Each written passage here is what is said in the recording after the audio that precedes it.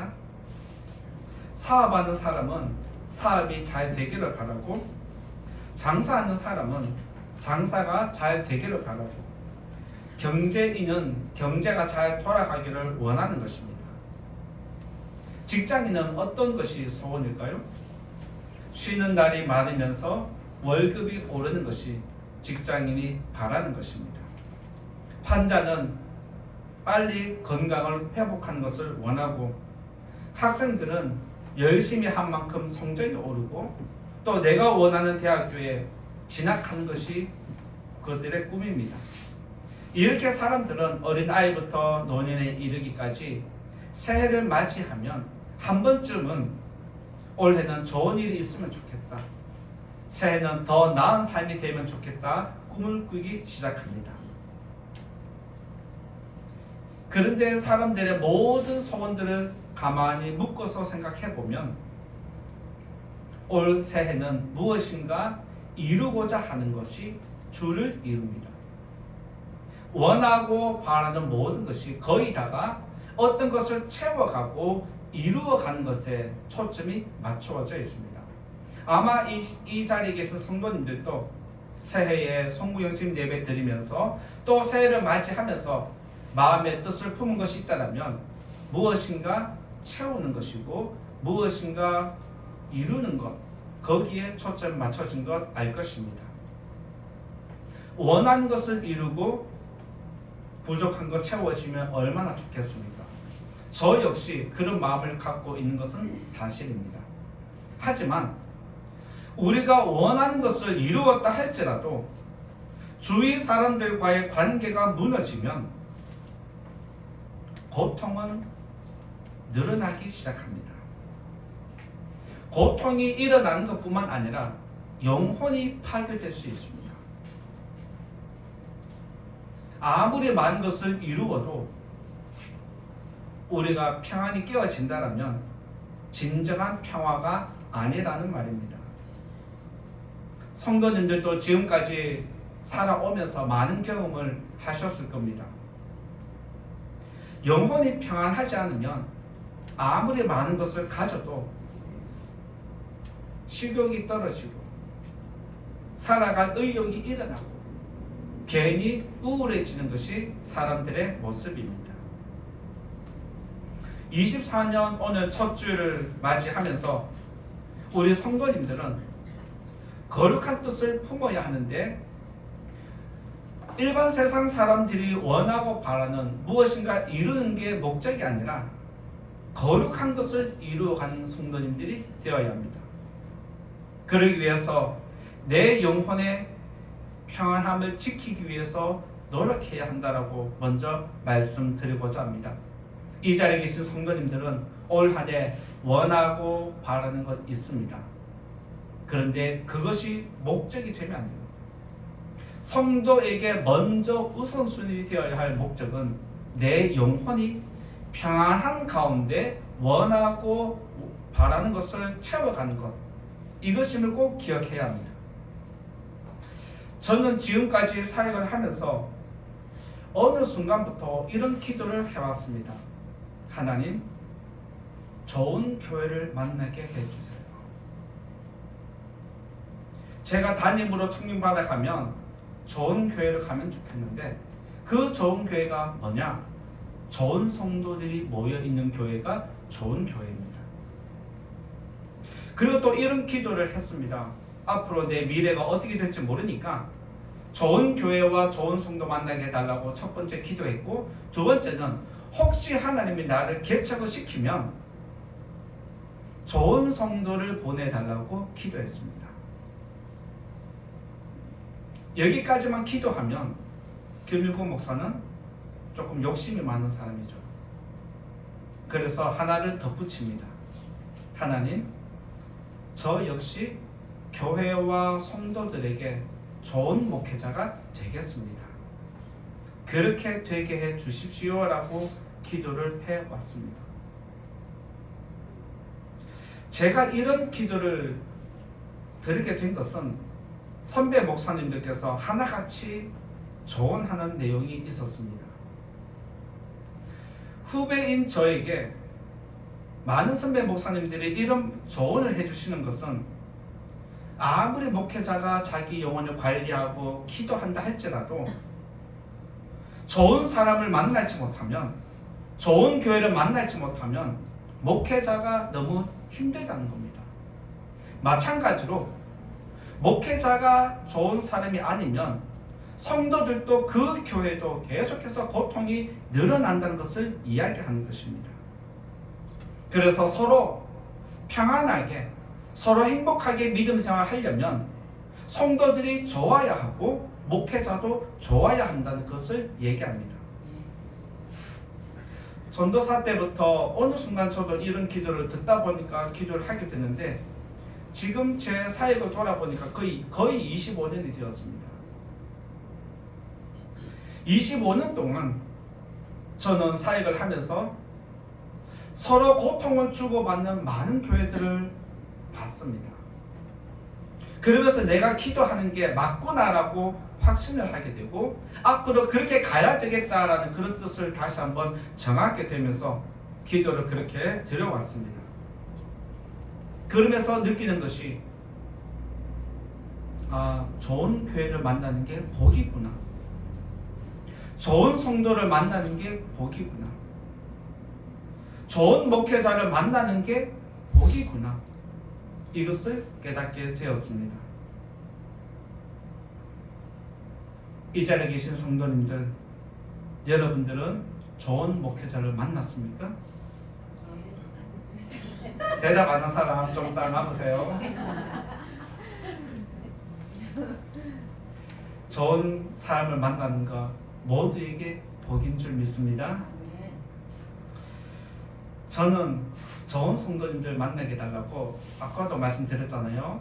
개척하게 되면 좋은 분들 보내달라고. 저는 그렇게 기도를 해왔기 때문에 지금 이 자리에 계신 성도님들이 모두 좋은 분인 줄 믿습니다. 그러니까 성도님들도 저를 좋게 보셔야 됩니다. 아시겠죠? 네. 한 해가 평안한 교회와 성도가 되기를 원한다라면 24년 첫 주일에 우리 영혼과 가정이 평안하려면 어떻게 해야 되는지 또 오늘 말씀 나누고자 합니다. 한 해가 평안하려면 첫 번째로 예수님을 만나야 합니다. 첫 번째로 한 해가 평안하려면 예수님을 만나야 한다라고 말씀을 드립니다. 14절 한 절 말씀 같이 또 읽어보겠습니다. 시작. 너희는 사랑에 입맞춤으로 서로 무난하라. 그리스도 안에 있는 너희 모든 이에게 평강이 있을지어다.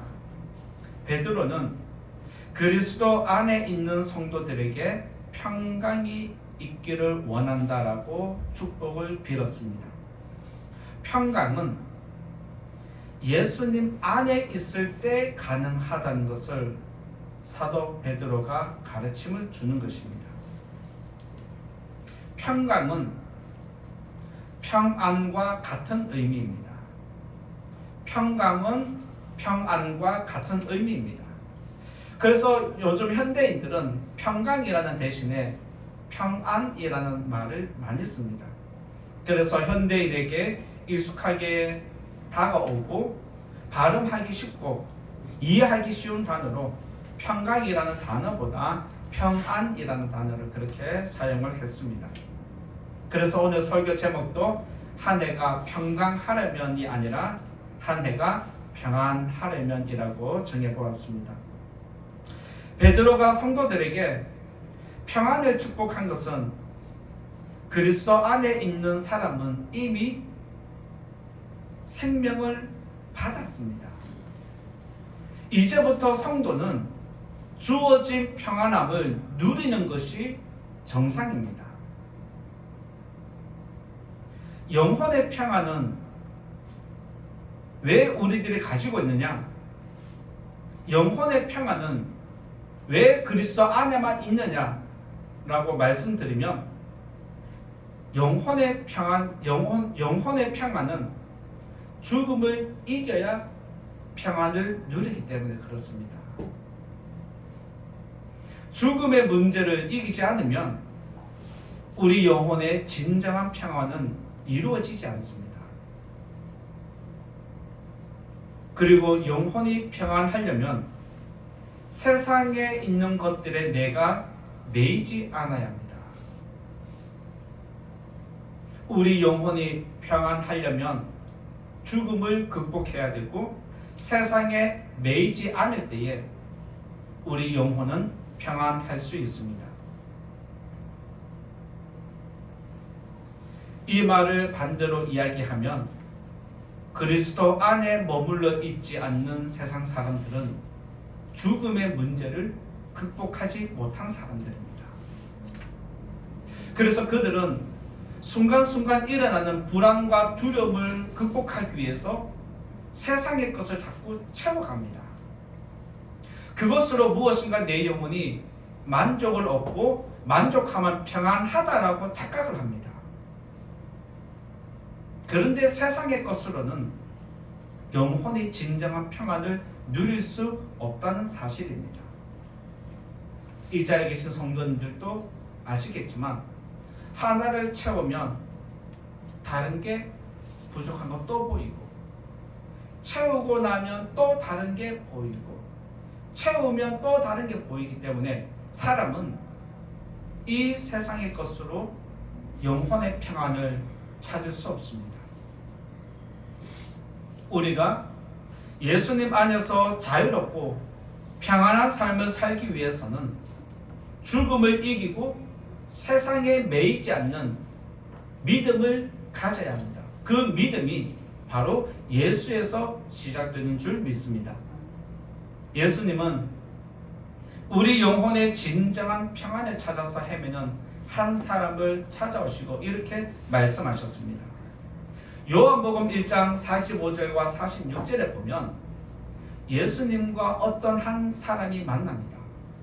그게 누구냐면 나다나엘이라는 사람입니다. 예수님의 제자 중에 빌립이라는 사람이 나다나엘을 예수님께 데리고 갑니다. 내가 만난 분이 있는데 너도 한번 만나봐봐. 이제까지 내가 만난 선생과는 차원이 달라 라고 하면서 나다나엘에게 예수님께 가보자라고 했습니다. 나다나엘이 묻습니다. 그 사람 출신이 어느 지역인데? 갈릴리. 야, 그 촌동네에서 거룩한 게 뭐 나왔겠냐? 오히려 나다나엘은 빌립이 이야기를 할 때 은근히 무시를 했습니다.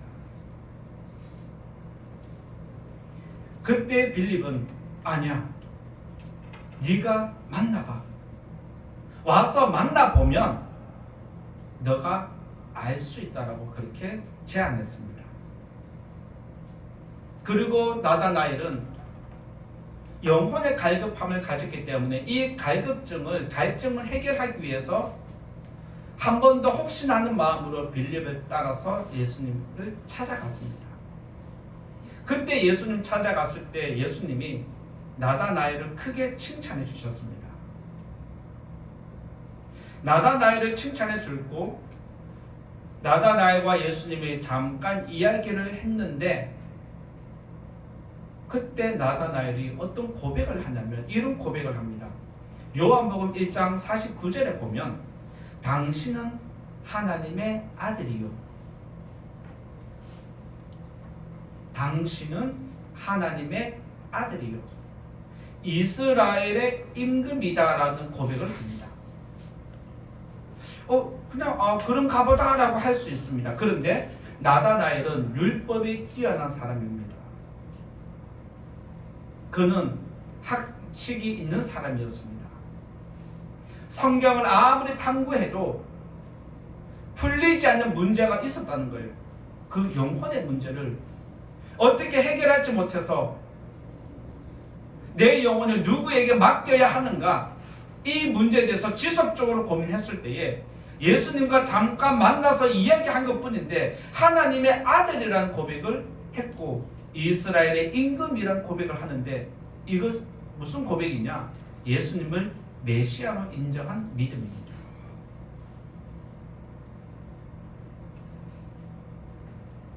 이때부터 나다나엘은 영혼의 갈증이 사라졌고 그의 영혼에 비로소 평안한 시간을 가졌다는 게 성경의 기록입니다. 그리고 이후에 성경의 기록을 보면 나다나엘은 예수님을 따라다니는 제자가 되었습니다.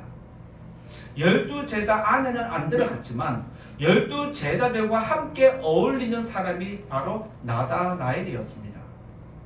예수님이 죽었다가 부활한 다음에 베드로를 만났을 때 베드로와 함께 요한의 아들들이 함께 있을 때 그 중에 무리 가운데 누가 있었냐면 나다나엘이 있었다라고 성경이 기록을 하고 있습니다. 나다나엘은 예수님을 만나면서 비로소 영혼의 진정한 평안을 찾았고 예수가 메시아라는 것을 확신하면서 예수님을 따라가는 제자가 되었습니다. 죽음의 문제는 예수님을 만나야 해결이 됩니다. 죽음의 문제가 해결될 때 영혼은 비로소 평안한 삶을 살 수 있습니다. 그리고 예수님을 만나야 하는 사람은 영혼의 갈증을 갖고 있는 사람뿐만 아니라 세상을 살아가는 모든 사람들이 만나야 합니다. 왜냐하면 모든 사람은 인생에 문제가 있습니다. 각자에게 주어진 십자가가 있기 마련이고 각자에게 주어진 삶의 무게가 다 있기 마련입니다. 그래서 사람들은 삶의 무게가 무거워서 괴로움 때문에 고통이 늘어나서 이 모든 문제들을 하나님께 맡기기 위해서 예수님을 만나야 합니다. 영혼의 평안은 죄와 죽음의 문제를 해결함으로 누리는 것이고 우리 삶의 평안, 육적인 삶의 평안은 인생의 문제가 해결될 때 평안을 누릴 수 있습니다. 그래서 믿음 생활은 하나만 해결된다라고 해서 완전한 평안이 아닙니다. 믿음 생활은 둘 다 갖추는 것이 진정한 평안입니다. 예수님을 만나고 영혼의 문제가 해결되었다 할지라도 인생의 짐이 해결되지 않으면 영혼의 평안은 어느새 균열이 일어나고 우리 영혼은 어느 순간 무너지게 되어 있습니다. 그래서 많은 성도님들이 질병 때문에 영혼의 평안이 깨어지는 것을 보게 되어지고 물질 때문에 시험 들어서 영혼의 평안이 깨어지는 것을 보게 되고 가족들 때문에 인간관계 때문에 평안이 깨어지는 것을 수도 없이 경험하게 됩니다. 어쩌면 이 자리에 계신 성도님들도 내 영혼은 평안하지만 인생의 문제 때문에 내 영혼이 혼란이 일어나고 내 영혼의 평안이 깨어질 때가 있은 것을 알 것입니다. 인생의 짐은 각자의 삶의 환경에 따라 다르겠지만 어떤 사람은 물질이 짐이 될 수 있습니다. 어떤 사람에게는 건강이 짐이 될 수 있습니다. 어떤 사람에게는 가족이 짐이 되는 경우도 있습니다. 어떤 경우에는 자녀가 짐이 되는 경우도 있습니다. 어떤 경우에는 직장이 인생의 짐이 될 수도 있고 어떤 경우에는 당장에 해결하는 시급한 문제 때문에 인생의 짐이 있습니다. 예수님은 3년 동안 공생의 사역을 하면서 영혼을 구원하실 뿐만 아니라 그들 인생에게 주어진 무거운 짐들을 해결해 주셨습니다. 환자가 찾아오면 고쳐주셨고 귀신 들린 자가 오면 영적인 문제를 해결해 주셨고 죽은 자가 오면 살려주는 그런 기적을 일으키셨습니다. 그리고 예수님은 세상에 지쳐있는 영혼들을 향해서 이런 말씀을 하셨습니다. 수고하고 무거운 짐진 자들아 다 내게로 오라. 내가 너희를 쉬게 하리라. 마태복음 11장 28절에서 이런 말씀을 주신 것은 너희들의 인생의 짐을 너희들은 해결할 수 없다는 겁니다. 인생의 짐을 해결하기를 원한다면 내게 와서 맡기라는 겁니다.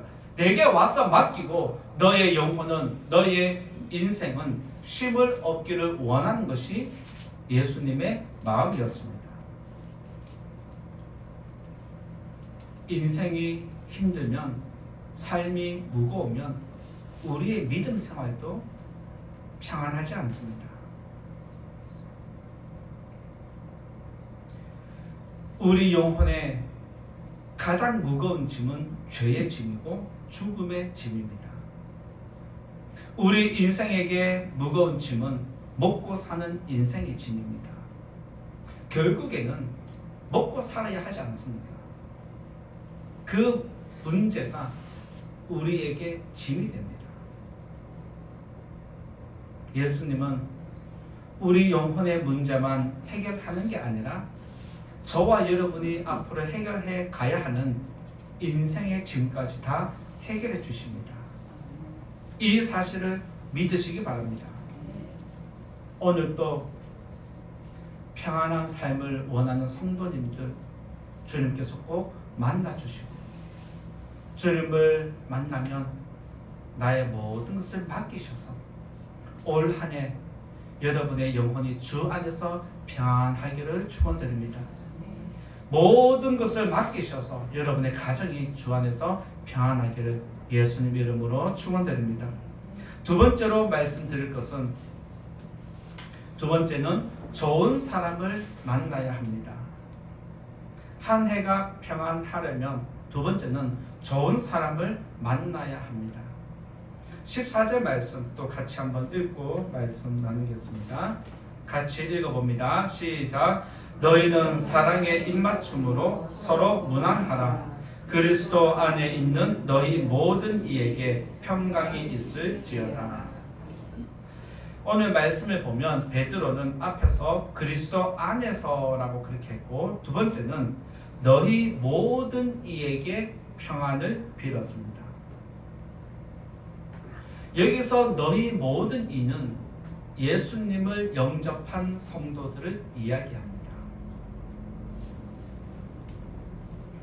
우리가 하나님을 믿는 것은 내 영혼의 문제가 해결되기를 바라고 내 인생의 문제가 해결되기를 바랍니다. 그래서 우리들은 인생의 문제를 다 해결해주는 예수님을 구주로 믿고 기도합니다. 그런데 평안함은 내가 나 혼자만 잘 관리한다고 평안함이 주어지는 것은 아닙니다. 예를 들면 나는 평안한데 아내는 평안하지 않을 경우가 있습니다. 우리 가족들은 평안하지 않을 수 있습니다. 나는 평안한데 우리 주위 사람들, 직장 사람들은 전부 다 평안하지 않을 수 있다는 말입니다. 내 영혼이 평안하려면 나도 평안해야 하지만 다른 사람들도 평안해야 한다는 의미입니다. 내 영혼이 평안하기 위해서는 내 가정이 평안해야 합니다. 내 영혼이 평안하려면 내가 속해 있는 직장도 평안해야 합니다. 내 영혼이 평안하려면 교회도 평안해야 합니다. 내 영혼이 평안하려면 중요한 것은 좋은 사람을 만나야 합니다. 교회도 좋은 사람, 직장에도 좋은 사람, 가정에도 좋은 사람. 계속해서 내가 좋은 사람을 만날 때 비로소 평안함이 지속됩니다. 좋은 사람이 있는 곳에는 기쁨이 일어나고 좋은 사람을 만나면 아름다운 이야기가 은혜가 나오고 좋은 사람이 모이면 교회가 세워지는 것입니다. 바울은 전도하면서 기도 시간이 되었다는 것을 알고 기도처를 찾아서 움직이다가 여인들이 모여있는 우물가로 갔습니다. 그래서 우물가에서 여인들에게 내가 지금 기도를 하고 싶은데 기도처가 이 근처에 있습니까? 라고 물었을 때 다른 사람들은 아무런 감동이 없었는데 한 여인의 귀가 열렸다고 성경이 기록합니다. 모든 사람들이 그 말을 들었지만 말을 하지 않았습니다. 그런데 성경의 기록을 보면 사도행전 16장 14절에 보면 루디아의 마음을 열었다라고 하는 이야기가 성경에 기록되어 있습니다. 하나님께서 바울이 말을 할 때에 다른 사람들의 마음은 다 닫혔는데 유일하게 그 중에서 루디아라는 이 여자의 마음이 열렸다고 성경이 기록하면서 사도 바울과 그 여인을 하나님이 매칭시켜 주셨습니다. 만나게 하셨습니다. 그리고 그 만남이 기도처만 소개해주고 끝난 게 아닙니다. 루디아라는 이 한 여인을 통해서 빌립보 교회가 세워졌습니다. 그리고 사도행전 16장 18장 1절에서 3절에 보면 바울이 또 전도하면서 한 부부를 만났는데 아굴라와 브리스길라라는 부부를 만났습니다. 그들도 만남이 우연이 아니라 하나님의 계획 안에 있음을 알 수 있습니다. 그래서 바울과 아굴라와 브리스길라가 한 가정이 만나면서 고린도 교회를 세웠습니다. 아굴라와 브리스길라 부부는 천막을 만들어서 파는 사람이었습니다. 바울도 복음을 전하기 전에는 그의 직업이 천막을 만드는 사람이었습니다. 나도 천막을 만드는 사람이고 저 부부도 천막을 만들고 같이 움직이면서 같이 이동하면서 천막을 만들어 팔았는데 거기서 나오는 것으로 사도 바울의 전도 비용을 챙겨주고 그의 일용할 양식을 제공하면서 계속해서 복음을 전할 수 있도록 도와주고 섬겨준 것이 아굴라와 브리스길라 부부입니다. 그래서 바울은 돈에 매이지 않고 오직 말씀과 복음만 전할 수 있었습니다. 그리고 바울은 죽음을 앞두고 이제 로마로 가야 하는데 로마 교회로 가기 전에 편지를 한 통 썼습니다. 로마 교회의 편지를 한 통을 썼는데 거기에 어떤 내용을 담았냐면 로마서 16장에 보면 사도 바울이 지금까지 복음을 전하면서 만났던 좋은 사람들 계속해서 소개를 합니다. 그 중에 이런 내용이 있습니다. 로마서 16장 3절과 4절에 보면 그리스도 예수 안에서 나의 동역자인 브리스가와 아굴라에게 문안하라. 그들은 내 목숨을 위하여 자기들의 목까지도 내놓았나니 나뿐 아니라 이방인의 모든 교회도 그들에게 감사한다라는 표현을 기록했습니다. 즉 이것은 아굴라 브리스길라 부부가 사도 바울에게 동역자의 개념을 넘어서서 나의 생명을 책임지는 가족과 같았다라고 그렇게 고백을 합니다. 세계를 돌아다니면서 가족도 없이 혼자 여행하면서 복음을 전하는 사도 바울에게 이보다 좋은 사람은 없는 것입니다. 그들은 바울의 부족한 것을 채워주고 그가 위험에 처하면 그들의 생명을 담보로 뛰어들어서 바울을 지켜주는 그런 가족이었습니다. 바울이 그들을 만나기 위해서 찾아다닌 것 아닙니다. 하나님이 좋은 사람을 붙여주셨습니다. 믿으시기 바랍니다. 좋은 사람은 내가 찾아간다고 해서 좋은 사람이 내게 오는 거 아닙니다. 좋은 사람은 저절로 하나님이 붙여주십니다. 믿으시기 바랍니다. 그래서 여러분들이 기도할 것은 하나님 올해 내게 좋은 사람을 붙여주세요. 좋은 사람을 내게 많이 붙여주셔서 그 좋음이 내게도 있게 해달라고 기도하는 성도님 되시기를 축복합니다. 좋은 사람은 우리 영혼을 괴롭게 만들지 않습니다. 좋은 사람은 내 영혼을 힘들게 하지 않습니다. 그러니까 좋은 사람인 거죠. 그러니까 좋은 사람을 만나야 하는 겁니다. 내가 만나고 싶다고 만나지나요? 하나님이 붙여주셔야 합니다. 믿습니까? 우리 영혼이 올 한 해 평안하려면 좋은 사람을 만나야 합니다. 따라서 이 자리에 계신 성도님들, 여러분의 기도 제목이 있다면 오늘 이 말씀을 듣고 하나 더 추가하셔야 됩니다. 하나님, 올해 좋은 사람을 붙여주십시오. 그래서 여러분의 영혼이, 여러분의 가정이 평안하기를 예수님 이름으로 축원드립니다. 세 번째로 한 해가 평안하려면 세 번째는 좋은 사람이 되어야 한다라고 말씀드리고자 합니다.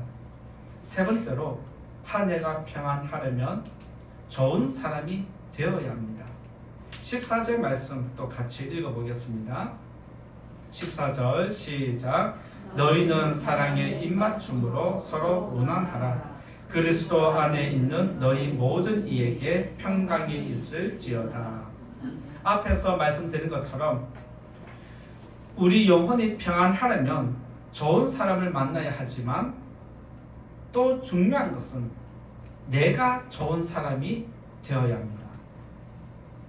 베드로는 그리스도 안에서 너희 모든 이에게 평강이 있을지어다 할 때에 상대방도 좋은 사람이 되어야 하고 나 역시 좋은 사람이 되어야 한다는 이 영적인 원리를 가르쳐 주는 것입니다. 내가 나쁜 사람인데 좋은 사람이 올까요? 좋은 사람은 누구에게 갈까요? 아시죠? 좋은 사람 되시기 바랍니다. 나는 나쁜 사람이면서 좋은 사람만 오기를 원한다면 한 대 맞아야 되겠죠. 베드로가 모든 사람에게 이렇게 축복을 비는 것은 한 사람의 노력과 힘으로 공동체가 평안하지 않다는 걸 이야기합니다. 한 사람이 평안해서 아무리 노력해도 다른 주위 사람들이, 다른 주변 사람들이, 또 다른 성도가 평안하지 않으면 그 공동체는 다시 힘들기 마련입니다. 가정이 평안하기를 원하면 우리 가족 모두 다 평안해야 합니다. 여러분의 직장이 평안하기를 원하면 내 혼자만 평안한 게 아니라 주변 사람들이 다 같이 평안해야 합니다. 우리 교회가 평안하기를 원하면 내가 평안하고 다른 성도님들도 평안해야 합니다. 공동체에 속해 있는 모든 영혼들이 평안할 때 너희 모든 이에게 평강이 주어지는 법입니다. 다른 영혼이 평안해야 내가 평안하다는 이 원리입니다. 이것을 예수님은 이렇게 예전에 가르쳐 주셨습니다. 마태복음 7장 12절에 보면 이렇게 가르쳐 주셨는데 남에게 대접을 받고자 하는 대로 너희도 남을 아시죠? 대접을 하셨어요? 그렇게 하신 줄 믿습니다. 또 앞으로 그렇게 하기 바랍니다. 이 말씀이 지금 우리 영적인 평안에도 적용됩니다. 내가 좋은 사람이 되어서 좋은 것을 주면 상대방도 좋은 사람이 됩니다. 믿습니까? 다른 사람에게 대접을 받고 싶으면 먼저 대접을 하라는 것은 너가 먼저 좋은 사람이 되고 좋은 것을 나누어 주면 상대방도 좋은 사람이 된다는 이 원리를 기억하셔야 합니다. 저 사람은 어떻게 살든지 말든지, 저 성도는 괴롭든지 말든지 나만 평안하면 됐지 라고 생각을 하면 교회 전체적으로 볼 때는 평안하지 않은 것이고 결국에는 그 고통이 돌고 돌아서 내게 오게 되어 있습니다. 그래서 내 영혼이 평안하려면 교회에 속한 모든 성도가 평안해야 합니다. 믿습니까? 여러분의 가정도 여러분의 직장도 마찬가지입니다. 사도 바울은 로마에 잡혀가면서 내가 지금 잡혀가면 죽는 것 알면서도 그는 갔습니다. 그리고 그를 떠나보내는 성도들도 바울이 이제 로마에 가면 죽는다는 걸 알고 있습니다. 마지막이라는 아는 그때 그 바닷가에 모여서 바울과 성도들이 작별 인사하는 것이 성경에 기록되어 있습니다. 사도행전 20장 35절에서 37절에 보면 사도 바울은 성도들에게 이런 마지막 이야기를 합니다. 범사에 여러분에게 모범을 보여준 것과 같이 범사에 내가 너희들에게 모범이 되었다는 것을 기억하라는 겁니다. 그게 뭐냐? 말씀 뒤에 보면 수고하였다는 것, 약한 사람을 도와준 것, 그것을 내가 직접 실천하는 것 너희들이 다 경험하지 않았느냐? 주는 것이 받는 것보다 복이 있다라는 것을 사도 바울은 다시 한번 교회 성도들에게 가르침을 주었습니다. 바울의 이 이야기를 다 들은 성도들은 바울과 헤어지면 알겠습니다, 안녕히 가세요, 빠빠이 하는 것이 아닙니다. 다 같이 목을 안고 서로 부둥켜 안고 울면서 기도했다라고 성경이 기록을 하고 있습니다. 여기서 울었는데 그냥 운 게 아니라 크게 울었다라고 그렇게 하면서 이 사람이 죽은 것 마냥 그렇게 통곡을 하면서 울었다는 것입니다. 왜 이렇게 바울과 온 성도들이 이렇게 통곡을 하면서 울었느냐? 서로 좋은 관계가 단단하게 엮여 있다는 것을 아는 것입니다. 바울이 가는 곳마다 교회를 세운 것은 좋은 사람을 만났기 때문에 교회를 세운 것 맞습니다. 그러나 여기서 우리가 기억해야 할 것은 좋은 사람을 만났기 때문에 교회를 세운 것도 있지만 바울이 좋은 사람이었기 때문에 교회도 세워진 것입니다. 다시 말씀드리면 사도 바울은 좋은 사람들이 인정해 줄 만큼 좋은 목회자였습니다. 좋은 사람이었기 때문에 좋은 사람이 모이니까 교회가 세워진 것입니다. 사도 바울은 성도들에게 하나님 앞에서 좋은 사람이 되기 위해서 최선을 다했습니다. 이것을 하나님이 인정해 주었고 성도들이 인정해 주었습니다. 이 관계가 엮여 있기 때문에 바울을 떠나 보낼 때에 서로 목을 안고 크게 울 수 있었던 이유입니다. 바울이 좋은 사람을 만난 것은 그가 좋은 선생이었기 때문에, 좋은 지도자였기 때문에 관계가 이루어졌습니다. 에베소서 2장 21절에 보면 교회를 건물로 비유하면서 교회는 서로 연결해서 교회가 세워진다는 의미를 가르쳐 주었습니다. 히브리서 10장 24절에 보면 서로 돌아보면서 서로 격려해 줘야 한다라고, 서로 격려하라고 가르침을 주었고, 데살로니가전서 4장 18절에는 서로 위로하는 관계가 되어야 한다라고 말씀 주셨고, 베드로전서 4장 19절에서는 서로 대접하라고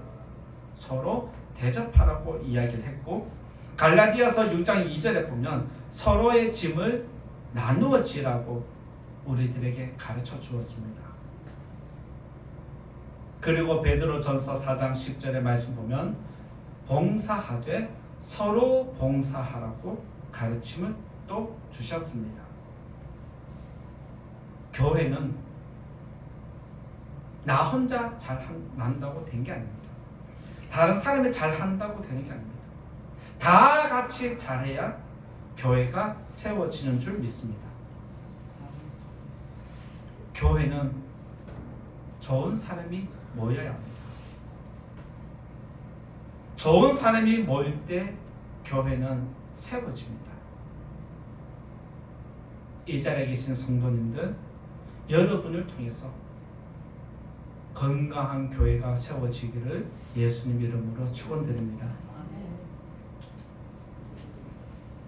좋은 사람이 다가오기만을 기다리지 말고 내가 좋은 사람이 되고 내가 먼저 다가가는 좋은 사람 되셔서 여러분도 평안하고 다른 사람도 평안하고 우리 온 교회가, 여러분의 모든 가정이 다 평안하기를 예수님 이름으로 축원드립니다. 이제 결론의 말씀 드리고자 합니다. 앞으로 다 보시죠. 여러분은 좋은 사람입니까? 자, 눈 마주치고 좋은 사람입니까?